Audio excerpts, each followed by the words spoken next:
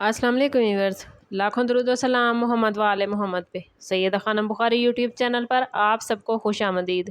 Aries यानी बुर्ज हमल, आने वाले 11 दिन एरीज़ आपके लिए गैर मामूली अहमियत रखते हैं, क्योंकि ये दिन ऐसे मोड़ की नुमाइंदगी कर रहे हैं जहाँ किस्मत आपके कई अधूरे मामलात को एक नई सिमत दे सकती है।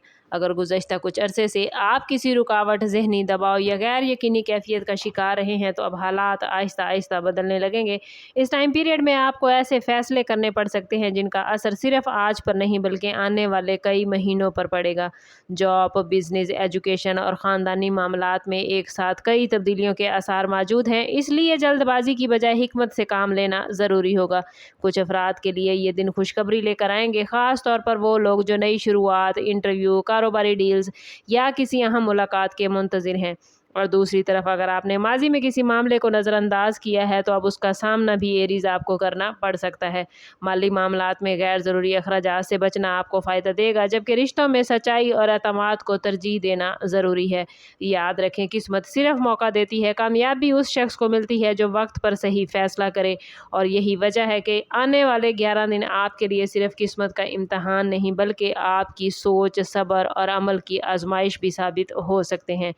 दूसरे मरहले में आपकी ज़ाती ज़िंदगी और जज्बाती मामलात नुमायाँ रहेंगे। अगर आप किसी गलतफहमी, नाराज़गी या फासले का शिकार हैं, तो हालात में बेहतरी आने के इम्कानात मौजूद हैं, लेकिन इसके लिए पहले एरीज़ आपको ही पहल करना पड़ेगी। बाज़ अफराद को किसी पुराने दोस्त या रिश्तेदार से अचानक राब्ता मिल सकता है जो दिल को सुकून देगा।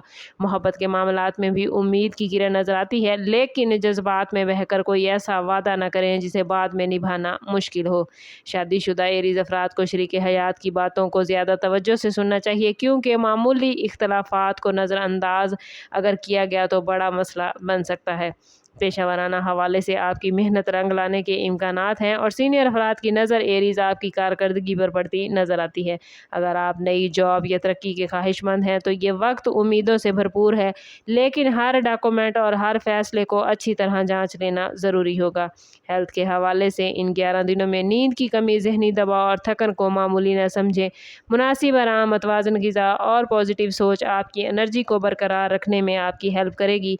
ये दिन आपको ये सबक सिखाएंगे कि बाज़ औक़ात खामोशी और बर्दाश्त वो ताकत होती है जो बड़े से बड़े बुरहान से बचा देती है।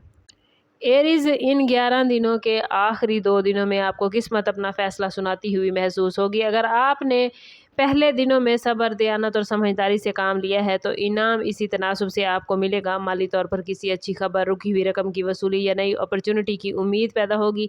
और बिज़नेस करने वाले अफराद के लिए किसी नए क्लाइंट या डील की सूरत में फ़ायदा सामने आ सकता है, जबकि जॉब करने वाले अफराद के लिए एप्रिसिएशन, रिस्पॉन्सिबिलिटी या तरक्की की राह हमवार होगी। लेकिन कुछ एरीज़ अफराद के लिए ये वक्त एक इम्तिहान भी ला सकता है, ख़ास तौर पर अगर आप लोग एरीज़ ज़िद, गुस्से या जल्दबाजी से फ़ैसले करेंगे, और ऐसे फ़ैसले जो बाद में पछतावे का सबब बने। इसलिए हर कदम सोच समझ कर उठाइएगा। रूहानी तौर पर यह वक्त अपने अंदर झांकने, दुआओं का एहतमाम करने और पॉजिटिव सोच अपनाने का है।